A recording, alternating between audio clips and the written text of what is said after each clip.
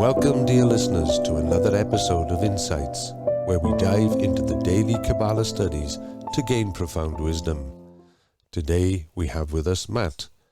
Our subject today is based on the quote, "Anyone who is proud, says the Creator, he and I cannot dwell in the same abode," from the selected excerpts from the sources. Matt, it's great to have you on the show. Thank you, Rob. It's a pleasure to be here. Matt, let's dive right in. Our first excerpt talks about repentance and how pride creates two authorities, preventing us from being in the same abode with the Creator. Could you expand on that? Absolutely, Rob.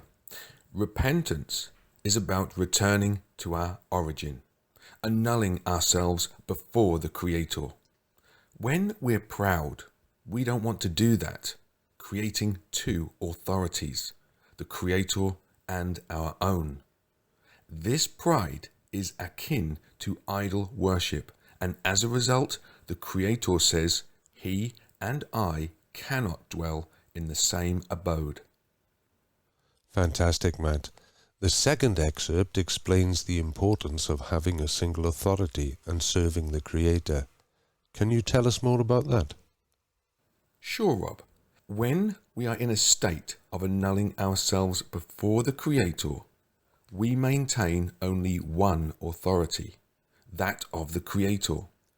We should receive everything in the world to bestow upon the Creator, emphasizing that the whole world was created for us to serve our Maker. And moving on to our third excerpt, it says that pride leads to serving oneself instead of the Creator. How does this happen? Well, Rob, when someone is proud, they don't feel their own lowliness or the importance of serving the Creator. They see serving themselves as more important, which is considered foreign work or idol worshipping.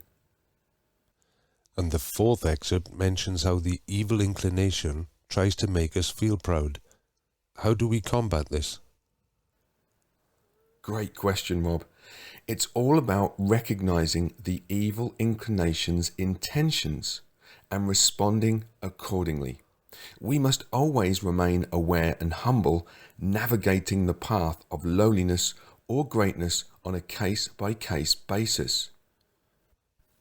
Our fifth excerpt talks about the importance of lowliness in our relationship with the Creator. How does this play a role? Lowliness means admitting our reason is worthless and that we can't understand the Creator's ways.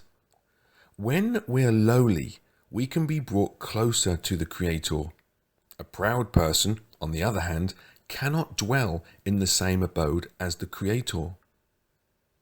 The sixth excerpt warns against asking for oneself rather than for the public. Why is this important, Matt?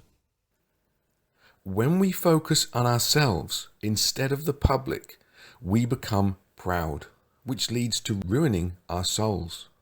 We must always act for the benefit of the public and not just for ourselves.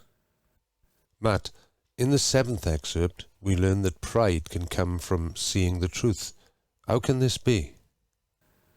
Sometimes people pride themselves on recognizing their own shortcomings and the governance of evil. They feel superior to others who don't see the truth. But this pride, too, is a sign that they haven't yet been rewarded with true insight. Our eighth excerpt explains how pride prevents us from moving from low lishma to lishma. Can you clarify this for us, Matt? When we're proud and see ourselves as complete, there's no room for growth or help from lishma.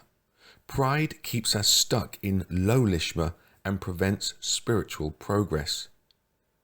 The ninth excerpt speaks about the merit of the little one. How does this relate to pride, Matt? Rob, even when someone becomes a great righteous person, they must remember that it's not their greatness, but rather the Creator's greatness that has been revealed to them. When a person is proud, the Creator reminds them that if He, needed great ones, he has greater ones above. And finally, Matt, our 10th excerpt discusses how one can control the evil inclination by not being proud. Could you explain this for us? Certainly, Rob. When a person doesn't follow the evil inclination, remains humble, and submits their heart and will to the Creator, they gain control over the evil inclination. Instead of being a slave to it, they rule over it. Thank you, Matt, for sharing these insights from the excerpts and explaining how pride can hinder our spiritual growth and relationship with the Creator. It's been a pleasure having you on Insights today. Thank you, Rob. It was a joy to be here, and I hope our listeners gained valuable insights from our discussion. That's all the time we have for today, folks. Thank you for joining us on Insights. Stay tuned for our next episode, where we'll continue to share wisdom from the world of Kabbalah. Until then, I wish you all a great day.